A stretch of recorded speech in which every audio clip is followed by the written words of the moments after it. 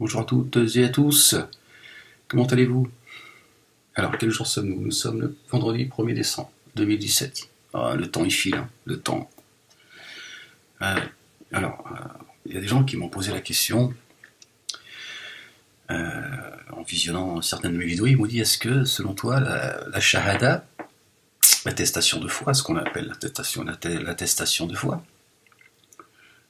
est-ce que c'est Ashhadu an la ilaha illallah wa ashhadu anna Muhammad Rasulullah? Non, moi je pense que c'est Ashhadu an la ilaha illallah. Voilà. C'est d'attester qu'il y a d'autres dieux que Dieu, c'est tout. Voilà.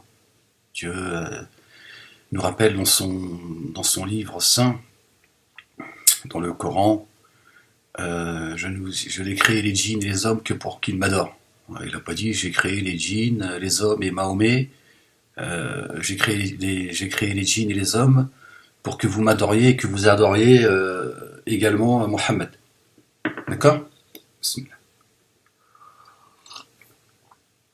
Alors certains me disent, Ahmed, quand tu dis Bismillah, tu peux le dire une fois, t'es pas obligé de le dire à chaque fois.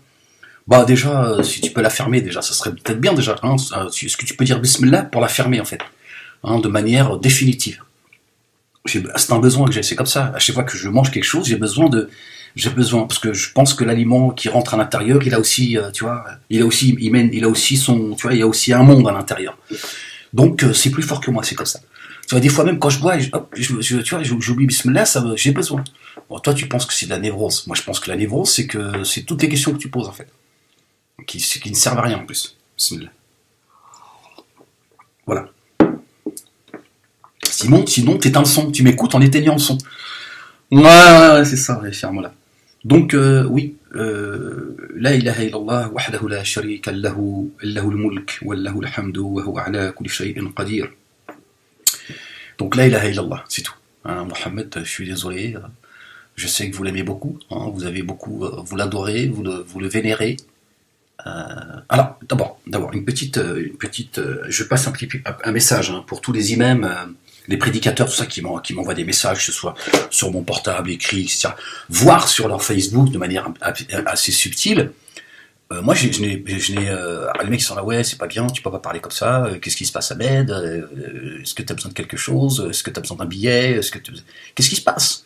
Tiens, oui, tu peux pas traiter les gens de criminels comme tu le fais. Et moi, j'ai jamais critiqué qui que ce soit de criminel, qu'est-ce que tu racontes? Ça va pas, les grands. Ça va pas du tout, je suis pas content. Oui, tu peux pas me traiter de criminel comme tu le fais.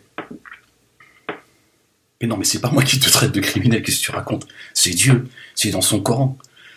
Tiens.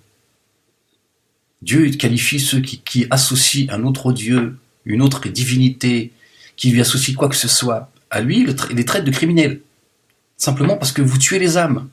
C'est ça, c'est tout. Notre bien-aimé Jésus, fils de Marie, quand il venait redonner la vie aux morts, et c'était surtout de manière spirituelle.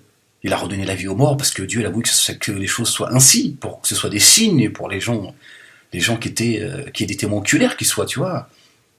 Il a fait un tas de miracles. Une fois, il était assis avec des notables, on lui a reproché comme ça de mémoire. On a reproché à Jésus. On lui a dit, oui, qu'est-ce que tu fais avec les notables, etc., etc. Ils n'ont pas besoin, en gros, tu vois. Il a dit, oui, ces gens-là ils n'ont pas besoin d'un médecin, mais ils ont besoin de quelqu'un qui soigne leurs âmes, quoi, tu vois. Voilà, c'est... Vous tuez les âmes. Avec votre religion du hadith, qui n'existe pas, qui n'a jamais existé. Avec votre sunna. Tu vois. Dieu, il dit dans son livre, il y a une sunna. C'est la sienne. Il y a une loi. C'est la sienne. Et elle est immuable, elle ne bouge pas.